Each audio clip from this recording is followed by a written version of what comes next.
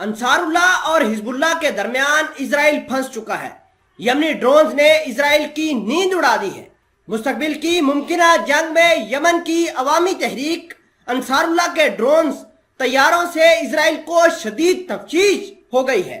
Reports کے مطابق صہیونی حکام کے مستقبل میں اسرائیل کے ساتھ مزاحمتی محاذ کے ممکنہ تصادم اور تحریک انصار اللہ کے ڈرون کے استعمال کے امکان کے بارے میں تفشیش کی اطلاعات ہیں۔ اگر ہم بات کریں ایران کی تو ایران لگاتار یمن کو ڈرونز فراہم کر رہا ہے۔ اب یمن کے جو لوگ تھے وہ سعودی عربیہ کی طرف کم، اسرائیل کی طرف زیادہ جھک رہے ہیں۔ اس کی وجہ یہ ہے کہ یمنی حوثی باغی اور جو سعودی عربیہ ہے انہوں نے آپس میں ٹروس کر لیا ہے، یعنی جنگ بند کر دی ہے۔ اب ایران کا زیادہ فوکس یہ ہوگا کہ ایران ہتھیار مہیا کرے یمن کو اور یمن کی انصار اللہ اب سعودی عربیہ کی بجائے اسرائیل کو ٹارگٹ کرے، اور نہ صرف وہ یمن کو ہتھیار فراہم کر رہی ہے بلکہ حزب اللہ کو بھی لگاتار ہتھیار فراہم کرتے ہوئے جا رہے ہیں، جس کی وجہ سے اسرائیل کے اندر تفشیش زیادہ بڑھ گئی ہے۔ خبر کو ڈیٹیل کے ساتھ دیکھتے ہیں۔ چھوٹی سی گزارش ہے کہ آپ ہمارا یوٹیوب چینل حسنا ٹی وی کو سبسکرائب کر کے پاس موجود گھنٹی کے نشان کو دبا لیں تاکہ لیٹسٹ نیوز آپ تک پر وقت پہنچتی رہے۔ صہیونی حکومت کے فوجی حکام کو اس وقت حزب اللہ لبنان کے ساتھ کارش گیس فیلڈ اور صہیونی حکومت کی طرف سے اس میں ڈر کا سامنا ہے، اور امکان ہے کہ وہ حزب اللہ کے ساتھ ایک نئی جنگ شروع کر سکتے ہیں۔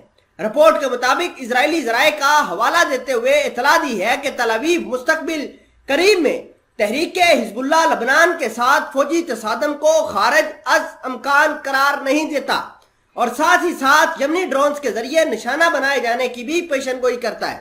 ان ذرائع نے اس بات کا دعویٰ کیا ہے کہ ایران حزب اللہ کے ذریعے میدانی جنگ میں تل ابیب کو زبردست دھچکا پہنچانے کی کوشش کر رہا ہے تاکہ دونوں فریق کے درمیان جنگ کے توازن میں تبدیلی پیدا کر سکے۔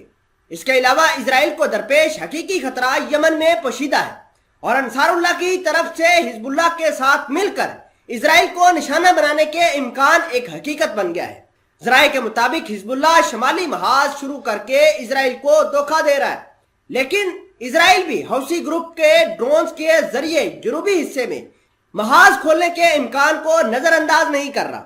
صہیونی ریزرو فورسز کے کمانڈر اموس نے گزشتہ روز ایک مضمون میں لکھا ہے کہ حکومت کو حزب اللہ کے ساتھ بڑے پیمانے پر فوجی تصادم کے لیے تیار رہنا چاہیے۔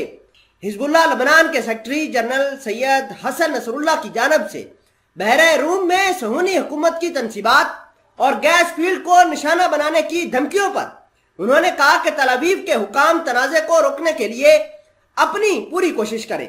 اس کے علاوہ کمانڈر نے یہ بھی کہا کہ حزب اللہ کی دھمکیاں کھوکھلی نہیں ہیں، اور ہمیں ان دھمکیوں کے بعد عملی اقدام کا انتظار کرنا چاہیے۔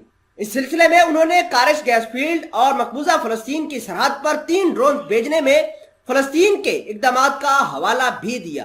2 روز قبل اسرائیلی ریڈیو کو انٹرویو دیتے ہوئے صہیونی حکومت کے وزیر جنگ بینی گینٹس نے تل ابیب کو شکست کا ذکر کیے بغیر حزب اللہ لبنان کو دھمکی دی تھی کہ حزب اللہ کے ساتھ کشیدگی جنگ میں تبدیل ہو سکتی ہے۔